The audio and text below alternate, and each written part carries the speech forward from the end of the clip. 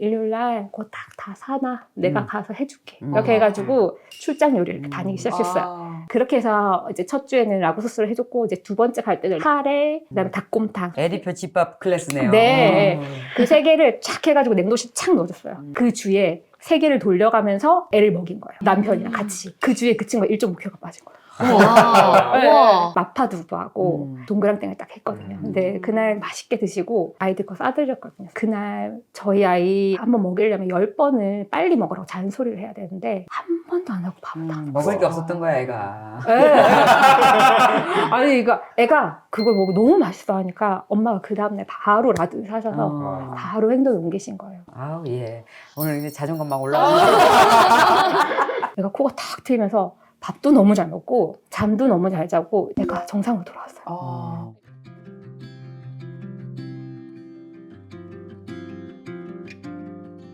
그게 너무 중요한 게 우리가 살다 보면 어떤 상황에 놓이게 되면 항상 반응을 하잖아요. 근데 그 내가 어떻게 반응하는지를 보는 거거든요, 이게. 근데 나는 늘 그렇게 반응했기 때문에 이렇게 하면 내가 하지마! 이렇게 반응을 하고 이런 식으로 내가 그렇게 반응을 늘 해왔기 때문에 그거에 대한 의식 자체가 없거든요. 그런데 그렇게 해서 내가 나를 돌보려고 보면 내가 이럴 때 이렇게 반응을 하는구나를 알게 되는 거예요. 근데 그게 하루아침에 된 게 아니라 어릴 때부터 그 부모로부터 받아온 그 자아상 정체성이라는 것이 이건 하면 돼, 안 돼? 그래서 이럴 땐 이렇게 반응하고, 그러니까 그게 무의식적으로 이제 자동 반복돼서 살고 있는 거거든요. 근데 그걸 우리가 지금 살다가 그게 옳지가 않다라는 걸 이제 느끼고 그게 행복하지가 않은 거예요.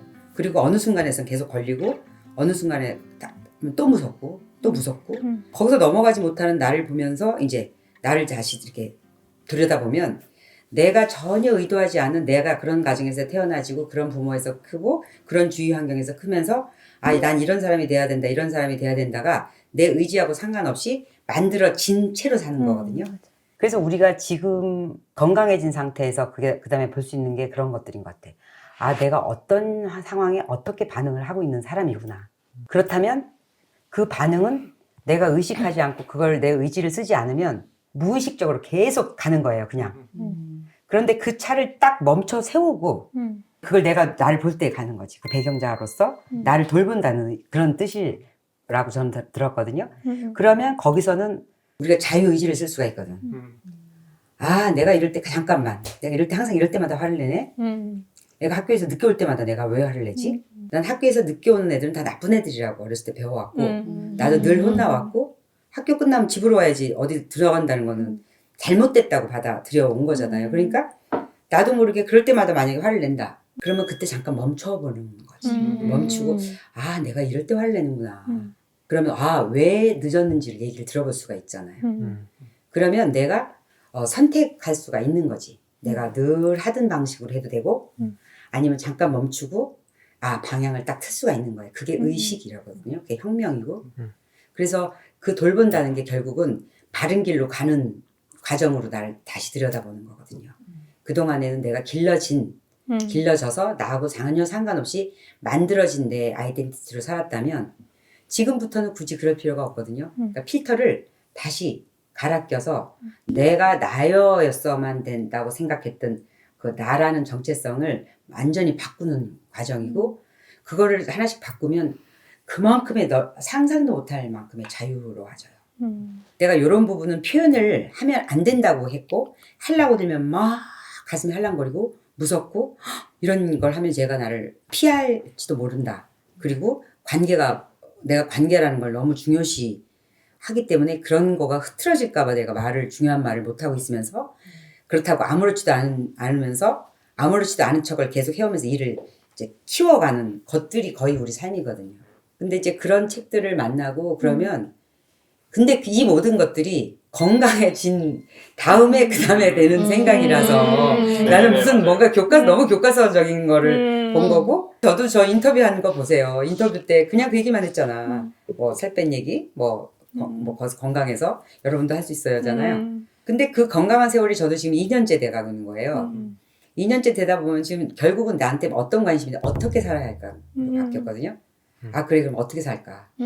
건강. 그러면 이제 오리가 아니라 이제 심리로 가는 건데 그래 그러면은 이 건강을 지키기 위해서 오늘 뭐 먹었나? 뭐 체크나? 오늘 저울 올라가고 또 오늘 병원 이런 거는 지금 그거를 지키는 수단이고 근데 이건 사는 게 아니라 그냥 버티는 느낌이고 진짜 사는 거는 그냥 심리를 확 가면 오리는 그 과정 중에 있는 거잖아요. 그래서 지금 아마 그 관심이 자연스럽게 우리가 본능적으로 그렇다면 나라는 사람은 도대체 뭐지?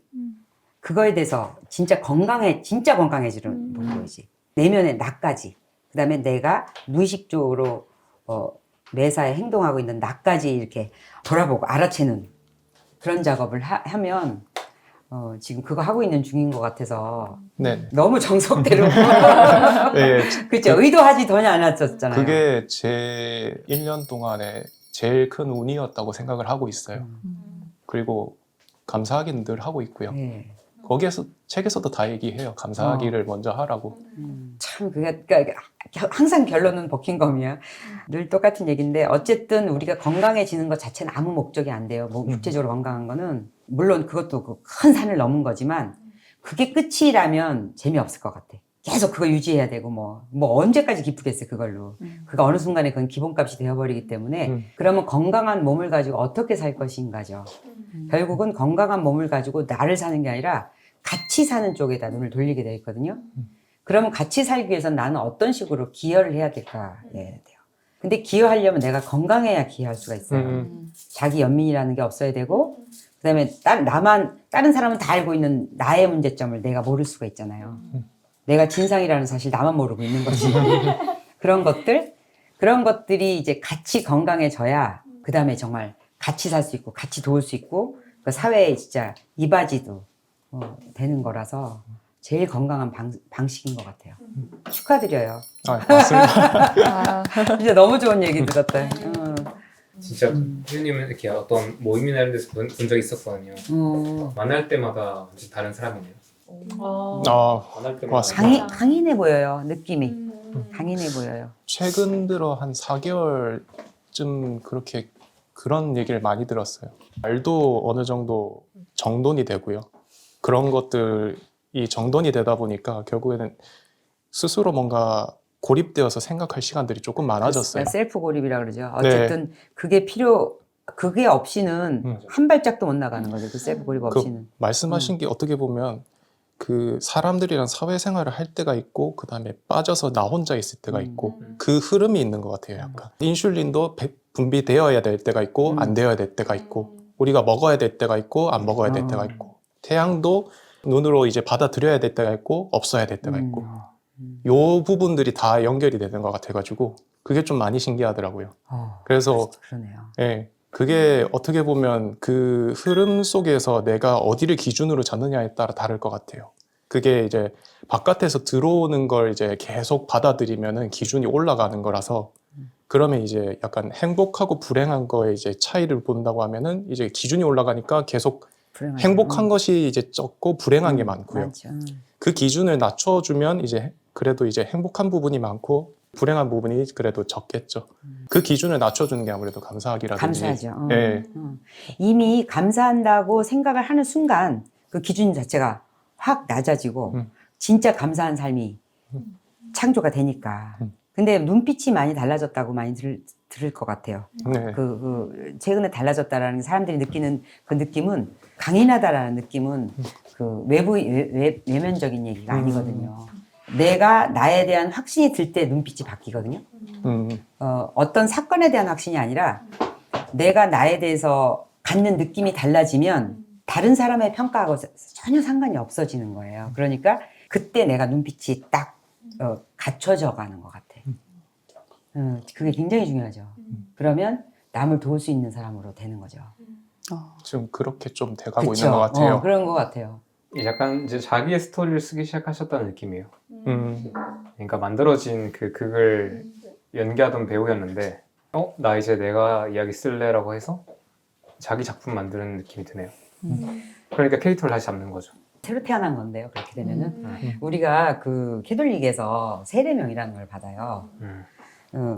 그동안에 살았죠. 똑같이 장애인이라고 살다가 내가 새로 살기로 새로 태어나는 이름으로 그러니까 예를 들면 소아데레사라고 이름을 다시 받아요. 근데 그게 굉장히 중요한 의미거든요. 우리가 의미 없이 그냥 부르고 의미 없이 그냥 받아들이고 있을 수도 있지만 새로 태어난다라는 거를 본인이 정확하게 인식을 하면 새 삶이에요. 근데 부모로부터 태어났잖아요. 근데 그 부모 때문에 사실 이렇게 보호받고 이만큼 컸지만 그 부모 때문에 이만큼밖에 안 된 거거든요. 어떻게 보면. 그렇기 때문에 그거를 아주 끊어버리는, 오히려 끊어버려서 아무것도 아닌 수도 있는 게 아니라 그거로부터 이제 끊어놓으면 이제 부모로부터 내한테 주어졌던 가능성들이 있었잖아요. 그 부모로 인해서 펼쳐질 수 있었던 거였더라면 이제는 거기서 벗어나야 진짜 날개를 필 수가 있는 거죠. 그러면 그게 가능성이 어마어마하게 하게 되는 건데 그거 저는 이제 그 지금이거든요. 저는 지금인데 너무 굉장히 빠른 거죠. 장가도 가기 전에. 보석이라잖아요, 다 우리가. 근데 우리가 보석인지 모르는 거는 아까 말한 것처럼 갈고 닦은 그 시간이 없어서 그 광이 안 난 거거든요.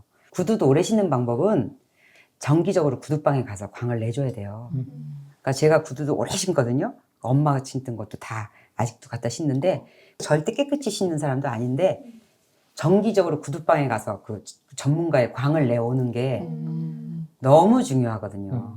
그래서 우리가 이제 광을 내는 과정에 일단 먼지 털어내고 일단 설거지 하려면 일단 오물 씻어내고 하려면은 제일 먼저 밑작업 밑설거지 한 다음에 그 다음에 세제를 묻히는 것처럼 일단 그게 먼저 다이어트고 그게 몸을 정비하는 거고 일단 쭉 해서 음식 찌꺼기 싹 버리고 그 다음에 그렇게 놓으면은 개운치가 않잖아요.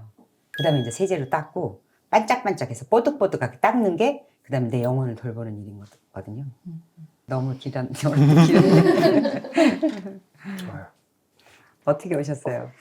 네, 저는 이제 최겸님은 작년 1월에 알게 됐고요. 아이가 둘인데 큰아이 그 코로나 시즌에 가정 보육하면서 이제 굉장히 살이 많이 찐 상태에서 둘째를 임신해서 낳고 이제 기르는 동안에 이제 원래 아가씨 때 이제 몸무게가 49kg였는데 저희 키도 작고 155밖에 안 되는데 49kg였는데 큰아이 낳고 살찌고 제일 많이 살찐 상태에서 둘째를 가지고 둘째를 낳고 나서 계속 코로나 시즌에 그러니까 계속 육아하면서 63kg까지 간 거예요. 그 63kg까지 갔는데 가만있어 봐. 둘째 날 때 당신 몇 킬로였는데요? 둘째 가지기 전에 58kg 이 정도였거든요. 그러니까 58kg, 그거 59kg. 살쪘다고 그러는 거죠? 그거를. 그러니까 그 상태에서 그러니까 원래 어렸을 때부터도 그렇게 아주 날씬해 본 적은 없었어요. 근데 49kg인데 뭐가 날씬해 본 적이 그러니까 없어요. 정말 열심히 빼고 간 거예요? 네, 아, 결혼하기 위해서? 정말 제일 아. 예뻤을 때 아, 네, 어떻게 하다가 진짜. 얻어 걸려가지고 결혼하게 야. 돼가지고 그래서 그 상태에서 이제 63kg 정도 됐는데 그 이후로부터 너무 제가 저한테 실망을 해서 그 이후로부터 몸무게를 안 쟀어요. 안 재고 이제 애가 2돌도 되고 이제 뭐 3살이면 어린이집 보낼 수 있고 하니까 이제 3월부터 운동 간다. 근데 그 전에 체력이 없으면 운동 못 따라가니까 그럼 살을 좀 빼볼까? 막 이렇게 생각하다가 어디서 누가 간헐적 단식을 하면 살이 잘 빠진다. 이런 게 있더라고요. 근데 그리고 제 처지가 저희 남편이 너무 바쁜 자영업자라서 1년에 주중에 일찍 들어온 날이 10일도 안 돼요. 거의 10시, 11시 애들 자는 모습만 보는 남편이거든요. 그러니까 아침에 잠깐 보고. 그래서 이제 작은 아이 젖 먹이다가 큰 아이 막 뒤처리 해주러 가고 막 진짜 그렇게 살았어요. 그래서 지금 몇 살이에요? 지금 이제 지난주에 초등학교 들어간 8살하고 이제 4살이 됐어요. 4살. 네, 이제 좀 살만하고요. 네. 그래서 제가 이제 저열량 다이어트를 아가씨 때 해봤잖아요. 그 닭고야 먹어가면서 이제 9개월 동안 PT를 해서 이제 몸을 만들어 본 경험이 있으니까 닭고야를 먹으면서 애들 반찬을 해주고 애들 뒷바라지를 못한다는 걸 제가 너무 알고 있었어요. 그래서 닭고야 먹으면서 어떻게 반찬을 하겠어요. 애들 영양가 있는 반찬을 못 해주잖아요. 그래서 이건 그때 최겸님 그 유튜브를 한 이틀 3일 정주행한 지 이걸 해야겠다 마음을 먹어서 약간 또 한다거리 발동돼가지고 두돌 생일날부터 딱 시작을 했어요. 네. 생일날인 이유가 있어요? 아니 그러니까 그 즈음이었는데 그 즈음이었어요? 그 5단계 입문 그 동영상도 안 보고 전 이걸 해야겠다라는 마음에 아예 그냥 첫날부터 16대 8을 하고 그 다음에 그 설문할 때 싹 끊어버렸어요. 설문하지. 네, 그러니까는 그거를 한꺼번에 다 해보니까 너무 힘들었거든요. 근데 일주일 딱 참아내니까 몸이 그래도 할만해지더라고요. 그래서 한 달을 어떻게 되게 버텼어요. 그래서 버텼는데 주부니까 제 식단, 남편 밥, 아이 둘 밥, 아이 둘도 이제 나이 차이가 나니까 6살이 먹을 수 있는 밥, 2살이 먹을 수 있는 밥, 반찬 4가지를 해야 되는 거예요. 아. 이것은 끼니 때마다 거의 극기 훈련에 가까운. 그래서 이거 한 달 해서 5kg가 빠진 거예요. 한 달 만에. 그래서 이거를 바로 빠진 거 아니야? 이걸 해야겠긴 해야겠는데 나 이러다가 진짜 밥 끼니 때가 무서워질 것 같은 거예요. 근데 그때 딱 선생님이 자자잔하고 집밥 성노선이 딱 나온 거예요. 2월에. 그 이걸 했는데 저도 먹을 수 있고 남편도 먹을 수 있고 애들도 먹을 수 있는 거예요. 그래서 너무 좋은 거예요. 그래서 그때부터 선생님 요리 진짜 쭉 다 따라했어요. 그래서 거의 선생님 요리는 제가 80% 이상 다 해봤어요. 와. 그리고 이제 선생님 요리가 뜨면 그 주에 꼭 해봐야 되는 거예요. 그래서 일단은 선생님 진짜 보람난다. 네, 선생님 요리가 뜨면 일단 그 재료 올려주시는 거 있잖아요. 그걸 때 캡처를 해요. 선생님 목소리 들으면서 이제 주문할 수 있는 건 주문을 먼저 걸어놔요. 그러면서 이제 이 주 안에 이 요리 재료들을 받아야 내가 이번 주에 해 먹으니까. 그 중에 좀 미션이다. 네, 그러니까 너무 이번 주에 해놔야지 다음 주에 또 오잖아요. 그러니까 일주일마다 이렇게 요거를 해냈어요. 중간에 방학할 때 자기도 좀 좋았겠다. 그 이제 조금씩 나좀 쉬자. 네, 그때는 이제 우리 네, 그때는 이제 저도 그 야무지게 이제 복습해가면서 복습해가면서 이제 여러 번 반복해 먹으면서 이제 거의 진짜 제 레시피가 많이 돼갔죠. 그게 너무 좋은 거예요. 그래서 너무 좋고 너무 맛있고 즐겁고 그렇게 하다가 밤에 핸드폰 보면 숙면을 방해되니까 8시부터 이제 핸드폰 치워놓고 아이고야, 애들이랑 훌륭하다. 8시부터 이제 1시간 동안 책을 읽고 이제 예전 같았으면 식단하기 전 같았으면은 애들 재우고 꽃갈콘 먹고 월드콘 하나 씹으면서 드라마 보는 게 제 낙이었거든요. 왜냐면은 저희 애들이 꽃갈콘 월드컵 진짜 와닿는다. 진짜 꽃갈콘 월드콘 제 최애였거든요. 근데 그거 먹어서 63kg가 된 거죠. 그래서 그거를 이제 끊었고 저희 애들이 체력이 너무 좋아가지고 아침에 9시에 나오면 1시까지 집에 안 들어가는 애들이거든요. 그러니까 거의 탈진할 때까지 놀아야 되는 애들이에요. 그러니까 그게 24개월짜리가 그렇게 놀았어요. 그러니까 거의 그렇게 다니면 힘드니까 중간에 이제 커피집 가서 아이스 바닐라 라떼 한 잔 먹고 애가 이제 또 배고프다고 하니까 빵집 가서 빵 하나 먹으면서 뜯어 먹으면서 이제 애를 그렇게 하루 종일 이렇게 보는 거예요. 보면 이제 애랑 그렇게 하고 나면 저도 탈진하고 애도 탈진하고 애는 자고 저는 집안일 해야 되고 밥 해야 되고 네 그렇게 해가지고 살다가 이제 스타일리스트 다이어트 만나고 나서부터는 밤에 8시부터 이제 애들 주구장창 읽어주고 9시에 이제 예전 같았으면 코카콘이랑 월드컵 먹어야 되니까 빨리 자 제발 빨리 자 이게 되게 윽박지르고 그랬거든요. 근데 얘네들 안 자면 내가 먼저 자니까 내가 먼저 자가지고 그 다음날 아침이 되거든요. 너무 억울하니까. 공감돼요. 진짜 맞아요. 공감돼. 그래가지고 그런 생각을 하다가 이제는 애들이랑 같이 자요. 그냥 9시에 같이 자고 4, 5시에 그냥 알람 없이 일어나거든요. 그 사이에. 그래서 4, 5시에 일어나서 저만의 시간을 갖는 거예요. 인간으로서 한 인간으로서의 시간을 갖는 거예요. 이제는. 그래서 애들 자고 있고? 네, 너무 좋아요. 집에 고요한 집이 너무너무 좋은 거예요. 그래서 한 4, 5시쯤에 이제 기도하고 말씀 보고 그다음에 일기 쓰고 그다음에 제가 읽고 싶었던 책 읽고 그다음에 공부하고 채연이 강의도 듣고 아주 평온한 상태로 아이들 깨워요. 한때는 정말 화가 많은 엄마였는데 그냥 요즘에는 그러려니 하고 받아들이기 시작했고 그래서 아침에 이제 일어나면은 감동란 주고 아침에 감동란 이렇게 주고 그다음에 또띠아로 피자 만들어 주고 네 또띠아로 그 위에 이렇게 계란이랑 치즈랑 해서 이렇게 해서 주고 그렇게 해서 옛날에는 진짜 저희 아이가 주 5일을 빵을 해줘야 되는 아이였거든요. 그래서 빵에 치즈, 햄 뭐 이렇게 해가지고 토스트를 해줘야 밥을 먹는 아이였어요. 항상 주 5일은 밥을 줘야, 그러니까 그 빵을 줘야 먹는 아이였어요. 근데 이제 할 줄 아는 게 많아졌으니까 그래서 어제는 선생님 연근 우엉조림 너무 맛있거든요. 우엉조림으로 그 소고기 볶아가지고 주먹밥 해서 줬고. 아, 맛있지. 그래서 입을 쪽쪽 벌리고 막 먹어요. 아침에 진짜 이렇게 맛있게 든든하게 먹으면서 이제 가는 거야. 엄마 그 우엉으로 김밥 싸줄 거지 오늘 저녁? 이러고 이렇게 가요. 네. 뿌듯하겠다. 네, 그래서 어제 저녁에 또 김밥 파티 했거든요. 오. 네. 그럼 요리하면 나겠다. 네, 너무너무. 오늘은 무슨 교과서를 뽑은 사람. 오늘 면접을 잘 봤나 보네. 면접 오늘은 심층 면접까지 하고 오신 분들 같으다. 아니에요. 그래서 이제 그 아침 풍경이 그렇게 바뀌었고요. 그리고 처음에는 이제 막 아침에 5시에 일어나서 육아서 이런 것도 많이 읽었어요. 근데 이제는 육아서보단 저한테 관심이 더 많아져서. 그렇죠. 그래야 진짜 육아가 네, 되죠. 예. 그래서 그냥 저 개인의 성장이 더 좀 관심이 많거든요. 그래서 아이에 대한 헛된 기대는 좀 버렸고 아이를 동료 학습자처럼 보는 마음이 좀 많이 생겼어요. 그러니까 예전에는 얘가 뭐도 좀 잘했으면 좋겠고 이것도 좀 잘했으면 좋겠고 욕심이 되게 많은 엄마였는데 지금은 이제 지원아 나 엄마 오늘 운동하러 가서 등 운동했는데 선생님이 20kg짜리 줘서 너무 힘들었어. 근데 엄마 버텼거든. 근데 등이 아픈데 너무 기분이 좋다. 그 이야기를 아이랑 나누는 거예요. 오. 아이도 줄넘기 학원 갔다 오거든요. 오. 엄마 나 오늘 있잖아 줄넘기 1학년에서 제일 많이 했잖아 이러면서 이제 그 이야기를 나누는 그런 재미가 좋다. 있어요. 네. 대라고 너무 싶어서 그렇지. 좋다.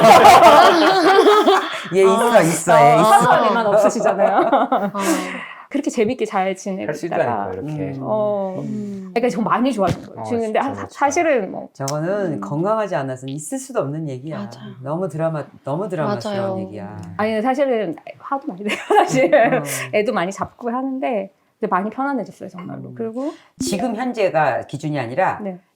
어떤 식으로 바뀌고 있냐가 중요한 거거든. 네네네. 그게 기준이지 다른 사람하고 비교고 이거는 어떤 절대 비교할 수 있는 거 아닌데 어제는 그랬는데 오늘은 변화하는 거 그게 중요한 거지. 선생님 요리를 하다 보니까 그 선생님 요리가 1, 2인분이 나오는 요리가 아니잖아요. 8인분씩 이게 8인분이 나오면 냉동실에 착착착착 넣어놓는 재미도 있는데 나눠주는. 이거 한 개씩 나눠 먹고 싶거든요. 그렇지. 그래서 이제 같이 운동 다니는 분들한테도 하나씩 나눠주고 이렇게 했거든요. 그래서 이분들이 그냥 나 최겸님 보고 되게 좋아졌어 막 이런 얘기 할 때는 그래요 이러고 지나가는데 링크 보내줘도 이렇게 그냥 지나가는데 제가 이제 그 요리를 주면 세 분 중에 한 번은 따라 해보긴 하시는 거예요. 그리고 또 신기한 게 뭐였냐면 제가 요리하는 것까지 보고 뭐 저희 집에 실컷 먹고 제가 싸주고 막 이런 경험을 좀 진하게 하면 두 분 중에 한 분 하시더라고요.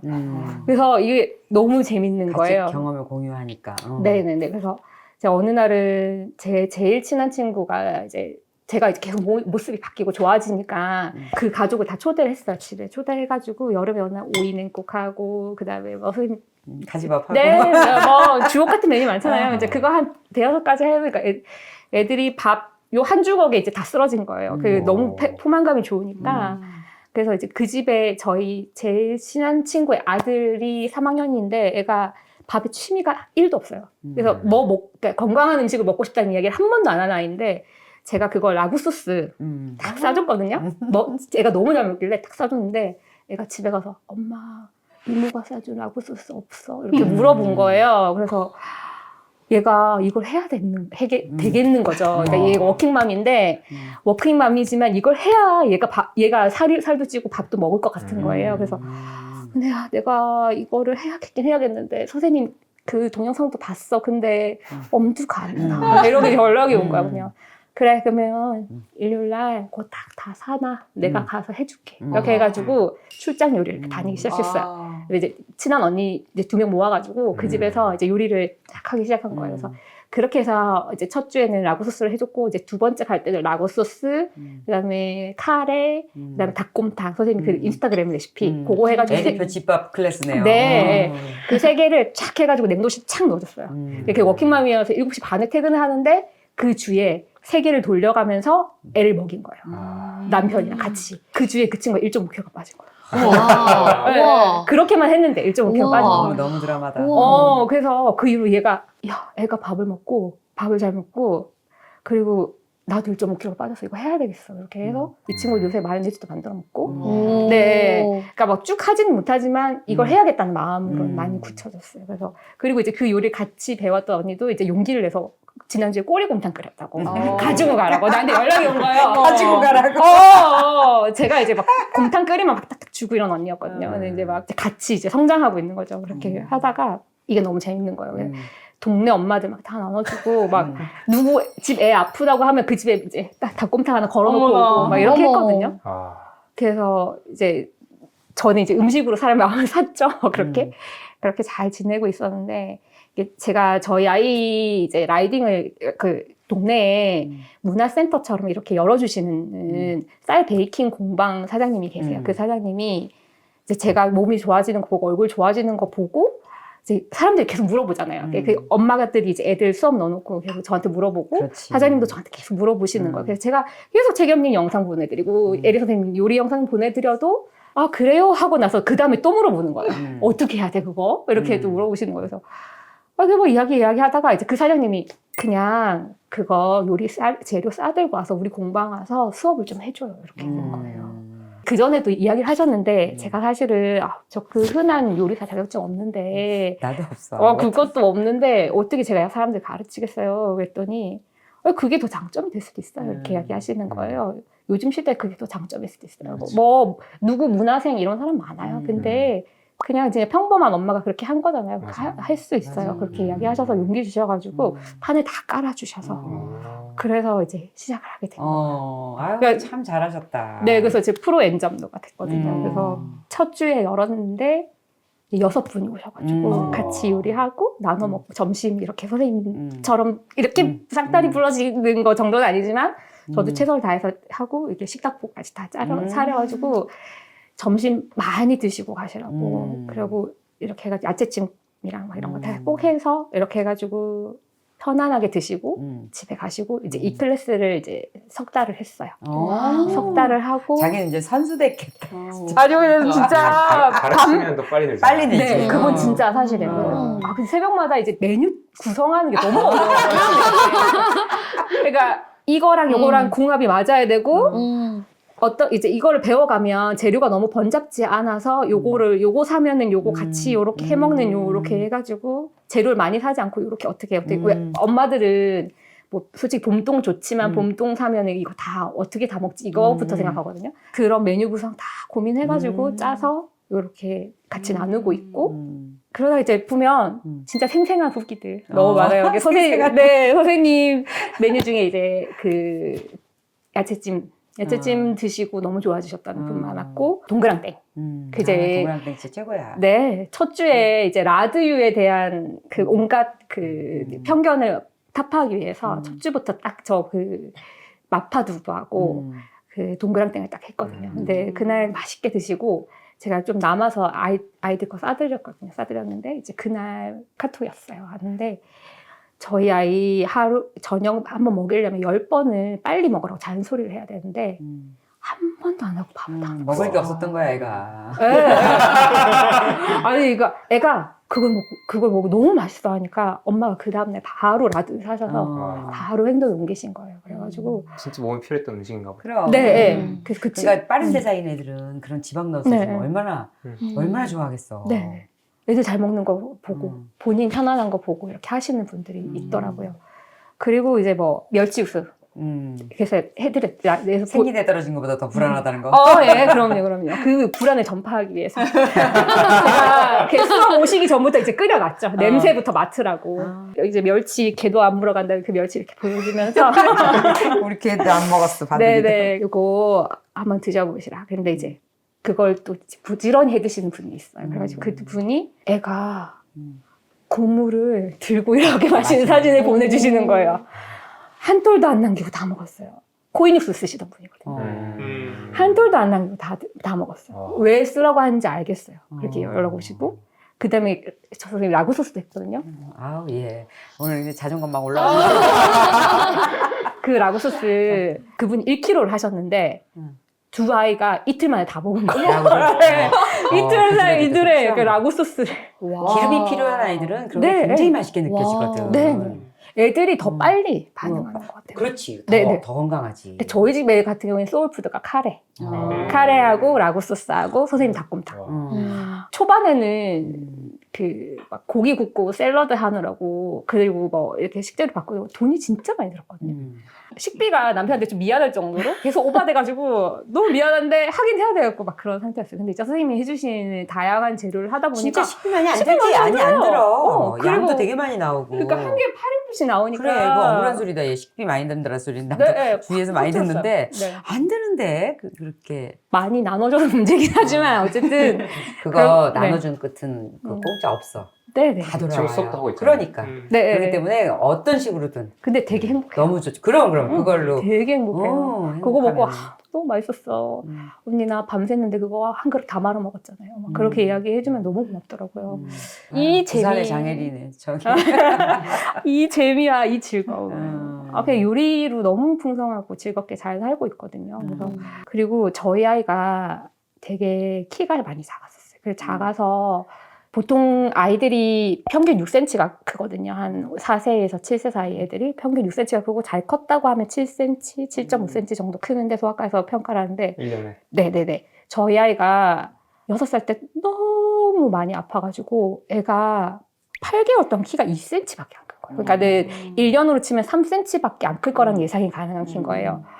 그게 너무 애가 안 그래도 별로 큰 편이 아니었는데 완전 진짜 반에서 제일 작은 애가 된 거예요. 근데 이제 제가 이제 잠에 신경을 쓰다 보니까 애도 그 잠을 그렇게 자유면 안 되겠는 거예요. 애가 계속 아기 때부터 입을 벌리고 잤었고 계속 굴러다니면서 잤거든요. 그래서 저는 애가 낮에 에너지를 다 못 써서 굴러다닌 줄 알았는데 이 비염이 너무 심하고 감기가 너무 오래되니까 이 잠을 꼭 고쳐야겠다는 마음이 들어서 그러니까 소아과 가면 그냥 비염이래요. 제가 되게 신뢰하는 한의사 선생님한테 데리고 갔더니 선생님이 혹시 이비인후과 가서 정밀 검사 받아보셨어요? 이렇게 이야기하는 거예요. 그래서 아니요 했더니 그냥 비염이 아니라 다른 구조적인 문제일 수 있어요. 이렇게 이야기하시더라고요.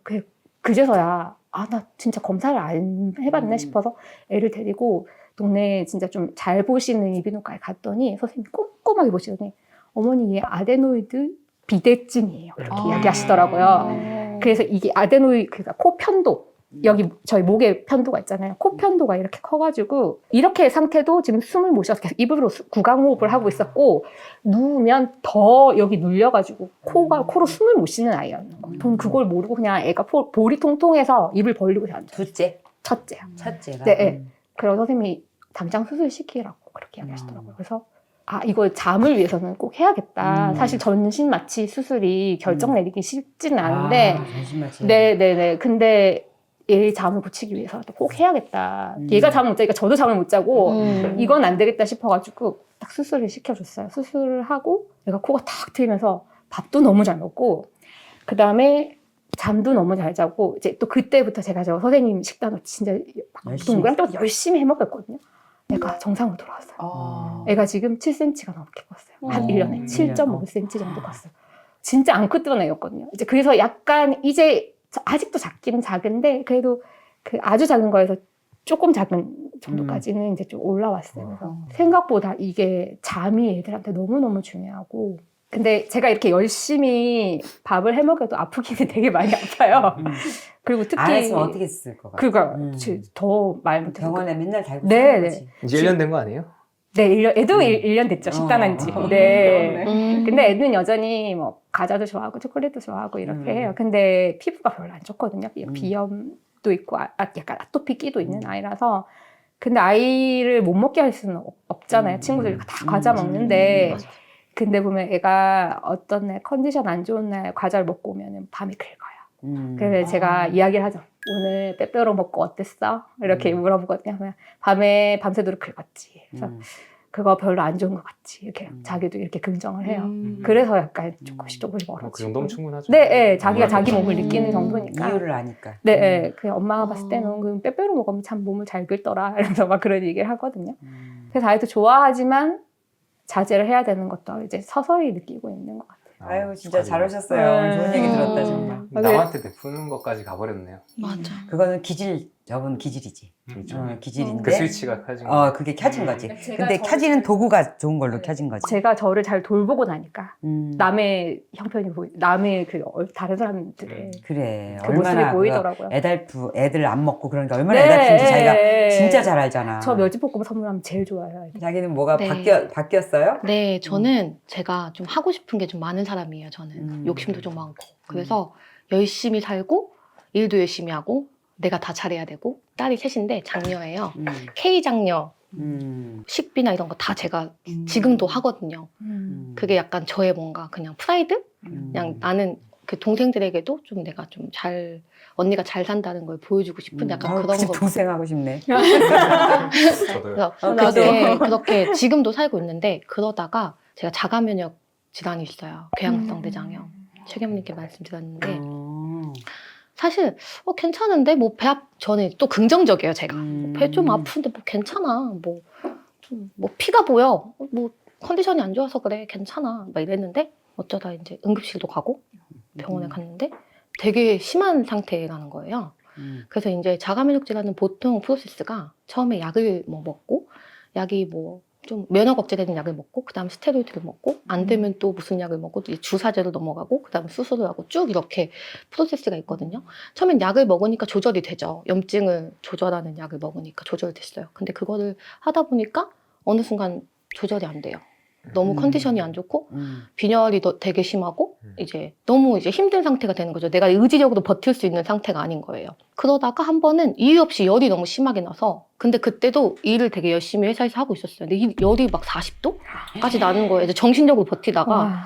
주변 분들이 회사에서 얼굴이 너무 창백하다고 그래서 좀 이상한 것 같은데 좀 열이 나는데 괜찮아요? 하고 일을 하다가 약간 정신이 몽롱한 느낌이 들어가지고 그때 이제 병원에 그래서 입원을 하게 된 거예요, 제가.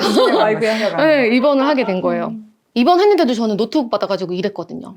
그래서 저희 교수님이, 의사 선생님이 뭐 하시냐고 지금. 그래서 이러다가 진짜 장 다 잘라내야 된다고, 정신 차리라고.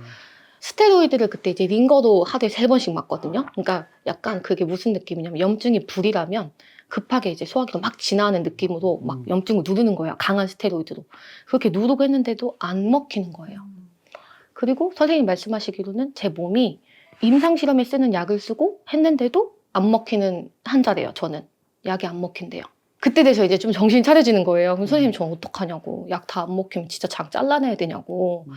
어떡하냐고. 애기도 있고 한데 어떻게 해야 되냐고 하니까 뭐 어쩔 수 없죠. 일단은 해봅시다 해가지고 되게 다양한 약을 썼어요. 이제 그 염증을 억제하는 그 주사제도 되게 다양하게 있어요. 그거를 이제 저한테 실험하듯이 쓰는 거죠. 몸이 뭐 좋지 않았겠죠, 당연히. 그래서 계속 쓰는데 좋아지지 않아요. 그래서 그러면은 이 염증 주사도 맞고 스테로이드도 같이 세게 쓰자 이렇게 된 거예요. 스테로이드는 좀 반응이 좀 있었던 몸이어가지고 스테로이드를 쓰면서 이제 퇴원을 했죠. 어쨌든 저는 빨리 회사에 가야 되니까. 아이고.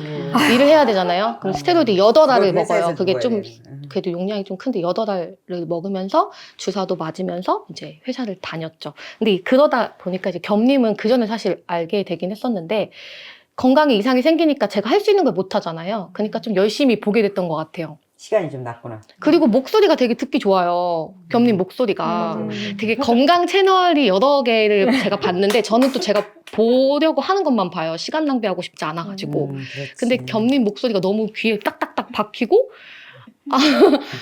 하지만 저는 설민라틴을 결국 끊지는 못했는데 어떤 식으로 제가 했냐면 해보려고 한 3일 해요. 열심히 끊어요. 무너져요 또 한 일주일 해요. 무너져요. 저는 이제 사람들 속에 항상 섞여 있기 때문에 약간 그게 너무 힘들더라고요. 약간 임원분들과 계속 같이 일을 하거든요. 대기업 임원분들과 같이 계속 일을 하는데 그분들과 이야기하고 인사이트 받는 게 너무 좋은데 저 못 먹겠어요를 못 하겠는 거예요. 그러니까 저도 선택을 한 거죠. 이 음식과 이 모임을 그럼 아예 안 가야 되고 아예 그냥 밥도 혼자 먹어야 되고 하는데 저는 이게 더 좋았던 거예요. 그래서 해보려고 하다가 따라와 하면 또 가서 또 먹고 그거를 계속 반복을 하다가 제가 무슨 생각을 했냐면 그냥 이렇게 하지 말고 내가 완벽하게는 못 따라하지만 내가 할 수 있는 걸 하자 해서 이제 종이를 펴고 내가 고쳐야 될 점 그리고 내가 갖고 싶은 점들을 쭉 쓴 다음에 제가 이제 교집합을 찾아낸 거죠. 그래서 제가 했던 게 객관 쓸 수 있는 거. 네, 첫 번째는 밤에 뭐 먹지 않기. 아까 제가 공감 간다고 했던 게 애기랑 남편이랑 먼저 자면 너무 좋아요. 왜냐면 맞아, 나는 맞아. 그때서야 비로소 쉬는 시간인 거예요. 맞아. 그렇다고 제가 뭐 TV 보고 넷플릭스 보고 전 이렇게 TV도 안 봐요. 저는 책을 보거나 뭐 나한테 자기 개발이 되는 걸 보면서 치킨을 먹어요. 자기도 치킨 너무 행복해요. 치킨을 치킨을 너무 좋아하는 거예요. 밤마다 먹는 거예요. 치킨을. 남편은 이제 뭐 옆에서 잔소리도 안 하지, 되게 조용하지. 그래서 밤마다 야식 시간이 저에게 행복이었고, 근데 그게 약간 사람이 스테로이드를 먹으면서도 그런 짓을 내가 한다는 게 나한테 미안은 하지만 너무 큰 기쁨이었구나. 못 끊겠는 거죠. 근데 그거를 끊자. 이거는 진짜 안 되겠다. 왜냐면 야식 먹으면 뭐 다음날에 점심도 맛이 없고, 그럼 또 야식을 먹고, 이게 계속 반복되잖아요. 그래서 이건 진짜 끊고 싶었어요. 그래서 끊었어요. 지금까지 쭉 1년. 제가 작년 2월에 입원했는데 그때부터 야식은 전 안 먹어요. 그리고 설밀라틴은 완전히 끊지 못하지만 그러면 혼자 있을 때 먹지 말자. 사람들하고 있을 때만 먹자. 아, 어쩔 수 없을 때. 나는 혼자는 절대 설밀라틴 먹지 않을 거야. 그래서 그때 지켰어요. 그 두 가지를 딱 지켰어요. 그리고 스테로이드를 끊었어요. 와.